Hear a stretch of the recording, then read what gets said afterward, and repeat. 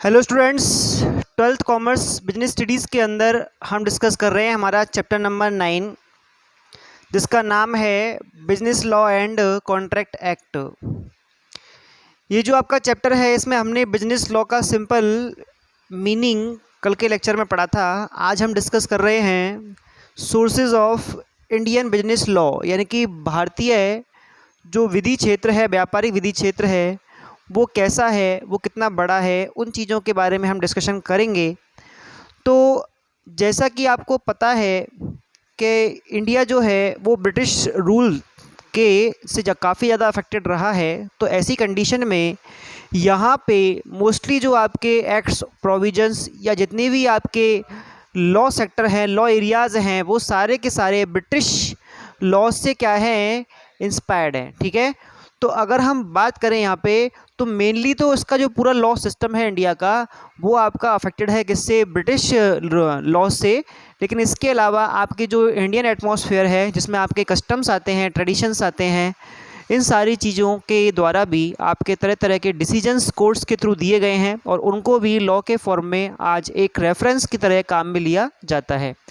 तो यहाँ पर कुछ 4-5 टाइप के आपके स्कोप रहेंगे। कौन कौन से हैं? अगर हम बात करें नंबर फर्स्ट पे, तो पहला आएगा English common law. English common law जो है ये ब्रिटिश रूल्स के अकॉर्डिंग चलता है और इसका सबसे पुराना आपका एक एस्पेक्ट है। इंग्लिश कॉमन लॉ के अंदर क्या आता है? इंग्लिश कॉमन लॉ के अंदर जो ब्रिटिश जजेस हैं, उनके थ्रू जो तरह तरह के डिसीजंस किन्हीं टाइम पर किन्हीं केसेस के अंदर लिए गए हैं, जो उन्होंने अपने फैसले सुनाए हैं, उन फैसलों को वहाँ पे as a provision, as a section वहाँ पे इंक्लूड किया गया है और उस चीज़ को लॉ बनाया गया है। उसी लॉ के रेफरेंस से हमारे यहाँ पर भी क्या होते हैं, डिसीजंस किए जाते हैं। तो उस चीज़ को यहाँ पे माना जाता है। तो हमारा जो मेन फैक्टर है, मेन पार्ट है लॉ का, वो पूरा का पूरा बिजनेस लॉ इंग्लिश बोर्ड या ब्रिटिश जजेस के द्वारा दिए गए डिसीजन से प्रभावित है। क्लियर? नंबर सेकंड पे हम बात करेंगे स्टैट्यूट्स। स्टैट्यूट्स को बोलते हैं विधान। आपने एक शब्द सुना होगा स्टैच्यूरी। स्टैच्यूरी वार्निंग कुछ सारे प्रोडक्ट्स पे होती है, तो उसका मतलब होता है वैधानिक चेतावनी। यहाँ पर स्टैच्यूरी से ही आपका स्टैट्यूट्स बना है, जिसका मीनिंग है विधान। विधान का मतलब होता है कानून। लॉ को भी कानून ही बोलते हैं। जैसा कि आपको पता है इस बारे में कि इंडिया के अंदर जो लॉ बनाने का ऑथोरिटी है, वो अलग अलग डिवाइड किया गया है, जिसमें आपके पार्लियामेंट के अंदर ढेर सारे जो एमपीज़ होते हैं, पार्लियामेंट में जो एमपी होते हैं, या जो आपकी लेजिस्लेटिव असेंबली होती है, उसके अंदर जो एमएलए होते हैं, इन सभी के थ्रू म्यूचुअल कंसेंट से कुछ एक्ट, कुछ प्रोविजंस बनाए जाते हैं। वो सारे के सारे एक्ट और प्रोविज़न भी लॉ के फॉर्म में ही यूज़ किए जाते हैं। ठीक है, तो जैसे आपके संसद या विधानसभा अलग अलग प्रकार के अधिनियम पारित करती है, उन अधिनियमों के आधार पर केंद्र स्तर पर और राज्य स्तर पर क्या किए जाते हैं, कुछ फैसले लिए जाते हैं, कुछ गाइडेंस दिया जाता है, कुछ जो केस हैं उनकी सुनवाई की जाती है। क्लियर? तो उसी के हिसाब से यहाँ पे जो आपका व्यापारिक क्षेत्र है, यानी कि अपन जो बिजनेस करते हैं, उस बिजनेस के लिए डिफरेंट टाइप के लॉज हैं, जो एक्ट हैं, वो भी पास किए गए हैं। लास्ट लेक्चर में हमने पढ़ा था Indian partnership act, company act, insurance act, जो यह सारे एक्ट होते हैं, ये सारे के सारे एक्ट आपके पार्लियामेंट में पास होते हैं, जिनमें आपके जो दोनों आपके सदन हैं, उनके द्वारा फिर राष्ट्रपति के सिग्नेचर के द्वारा इनको क्या किया जाता है, अप्रूव किया जाता है, और फिर उसके बाद ये लागू किए जाते हैं। तो वो चीज़ आपकी क्या होती है, स्टैट्यूट्स के अंदर सम्मिलित की जाती है। क्लियर? इसके अलावा हम नंबर बात कर सकते हैं थर्ड पे, इंडियन कस्टम्स। इंडियन कस्टम्स का मतलब होता है भारतीय रीति रिवाज। देखो, इंडिया में ट्रेडिंग को लेकर जो पुराने टाइम से कुछ पैटर्न चले आ रहे हैं वो आपके इंडियन ट्रेडिंग कस्टम्स में इंक्लूड होते हैं, वो इतने क्लियर और अप्रूव्ड हैं कि उनके बारे में किसी तरह का कोई भी प्रोविज़न गवर्नमेंट बना सकती है और उस चीज़ को एप्लीकेबल माना गया है। जैसे आज भी हम जो क्रेडिट एक्ट के ट्रांजैक्शन होते हैं उनके लिए हुंडीज़ को यूज़ करते हैं। हुंडी के फॉर्म में आज की डेट में बिल्स ऑफ एक्सचेंज को यूज़ किया जाता है, बिल्स ऑफ एक्सचेंज, और पुराने टाइम में इनको ही हुंडी के रूप में जाना जाता था। तो ये आज के टाइम में अपने आप में एक क्रेडिट नोट है और इसके द्वारा आप मार्केट से क्या कर सकते हैं, फाइनेंस रेज कर सकते हैं। क्योंकि बिल्स ऑफ एक्सचेंज के बारे में हमने पढ़ा हुआ है कि बिल्स ऑफ एक्सचेंज जो होते हैं उनके पैसे जो होते हैं, उनकी जो अमाउंट होती है उस अमाउंट को पार्टी से पहले या मैच्योरिटी डेट से पहले आप डिस्काउंटेड करवा सकते हो, तो उससे आपको फाइनेंस फैसिलिटी मिल जाती है। वो फैसिलिटी कस्टम्स के अकॉर्डिंग आपके हुंडीज़ में भी हुआ करती थी।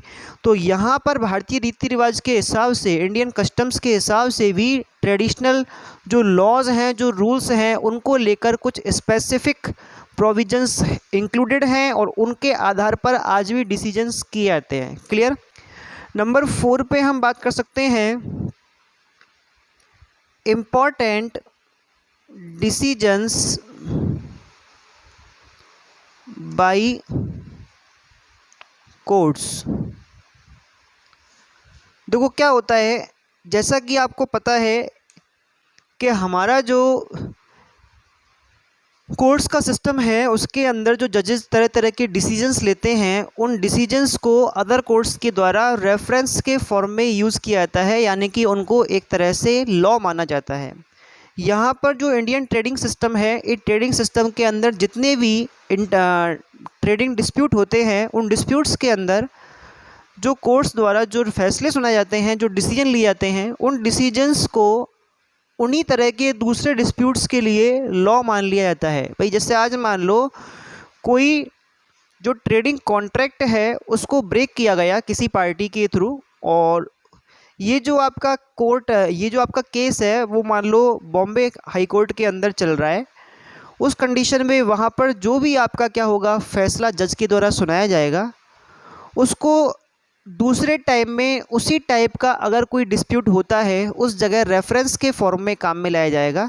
तो वहाँ पे डिसीजन जो बॉम्बे हाई कोर्ट में हुआ उसमें थोड़ा डिले हुआ क्योंकि वहाँ पर इस तरह का कोई रेफरेंस नहीं था। लेकिन इस तरह के फ्यूचर में अगर कोई डिस्प्यूट होते हैं, अगर कोई विवाद होते हैं, तो रेफरेंस को लेके तुरंत ही डिसीजन दिया जा सकता है, क्योंकि इस तरह का डिसीजन पहले भी दिया जा चुका है इसी तरह के विवाद को लेकर। ठीक है, तो वो चीज़ क्या है, एक तरह से उन्होंने एक गाइडेंस के फॉर्म में ले ली है और उसको क्या मान लिया है, लॉ मान लिया है। ठीक है, तो उसको लॉ मानते हुए जो इम्पोर्टेंट डिसीजन है उनको इंडियन ट्रेडिंग लॉ के अंदर इंक्लूड किया जा रहा है।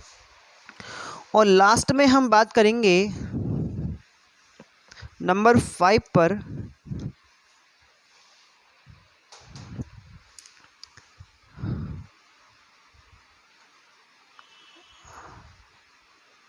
जजमेंट। जजमेंट का मतलब होता है न्याय। देखो क्या होता है, कोई भी ऐसा डिस्प्यूट जो आपके कॉमर्शियल या ट्रेडिंग सिस्टम को लेके इस तरह से उत्पन्न हो, जिसमें आपके जो पहले से बने प्रोविज़न है, पहले से बने जो एक्ट हैं या लॉ हैं, उनसे कोई सॉल्यूशन नहीं निकले। ध्यान रखेंगे हम, अगर कोई ऐसा ट्रेडिंग डिस्प्यूट हो रहा हो जिसको सॉल्व करने के लिए जितने भी जजेस हों उनको कोई सॉल्यूशन नहीं दिख रहा है, उनको पुराने एक्ट में, प्रोविज़न में, लॉज में किसी तरह का कोई सॉल्यूशन नहीं मिल रहा है, तो अब यहाँ पे भाई फैसला तो देना पड़ेगा। तो वो दोनों पार्टीज़ का जो स्टेटमेंट है उसको सुनने के बाद अपने हिसाब से, क्योंकि ऑथोरिटी है, ध्यान रखना है हमको, कोर्ट के पास ऑथोरिटी है कि वो किसी भी पार्टी के फेवर में अपना डिसीजन दे सकते हैं। तो वो जजमेंट के आधार पे आपको लगता है कि इस पार्टी का फेवर जो है वो ज़्यादा अच्छा है, इसका स्टेटमेंट ज़्यादा एप्लीकेबल है, तो ऐसी कंडीशन में आप उसको न्याय मानते हुए अपने हिसाब से, बिना किसी गाइडेंस के, बिना किसी प्रोविज़न के, क्योंकि आपके पास ऑथोरिटीज़ हैं, कोई भी न्यायपूर्ण क्या कर सकते हैं, अपना जवाब दे सकते हैं, और वो जवाब फ्यूचर में किस काम आएगा, आपके एक लॉ की तरह यूज़ किया जाएगा। क्लियर। तो यहाँ पे अगर मान लो जजमेंट में क्या होता है कि किसी भी केस को सॉल्व करने के लिए पहले से पर्टिकुलर कोई लॉ नहीं है, कोई गाइडेंस नहीं है, कोई एक्ट नहीं है, तो यहाँ पर जो जजेस होते हैं उनको अपनी खुद की पर्सनल थॉट से या अपनी खुद की इच्छा से क्या करना होता है, यहाँ पे डिसीजन देना होता है।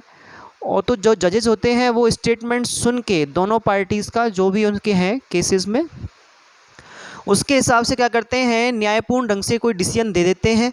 ये डिसीजन जो दिया गया है ये फ्यूचर में एक रेफरेंस या एविडेंस के रूप में काम आएगा और ये क्या बन जाएगा, अपने आप में एक लॉ बन जाएगा। ठीक है, तो इस तरह से आपका जो बिजनेस लॉ का जो सोर्स है वो 5 तरह का था, जिसमें इंग्लिश कॉमन लॉ, स्टैट्यूट्स के बारे में पढ़ा, इंडियन कस्टम्स के बारे में पढ़ा हमने, हाई कोर्ट्स या सुप्रीम कोर्ट या जो अन्य कोर्ट होते हैं उन कोर्ट्स ने जो इम्पोर्टेंट डिसीजंस दिए हैं किन्हीं चीज़ों के बारे में, केसेस के बारे में, उनसे आपके लॉ बनते हैं। और जब कोई भी लॉ आपका किसी भी डिसीजन में काम में नहीं आ रहा तो वहाँ कोर्ट जो होता है वो जजमेंट के थ्रू क्या करते हैं, अपने कोई भी फैसला दे देते हैं और वो फ्यूचर में रेफरेंस या एविडेंस के फॉर्म में काम आ जाता है। क्लियर? तो इस तरह से आपका जो ये sources of Indian business law का जो टॉपिक है वो यहीं पे ख़त्म होता है। नेक्स्ट लेक्चर में बात करेंगे हम अगली। Thank you.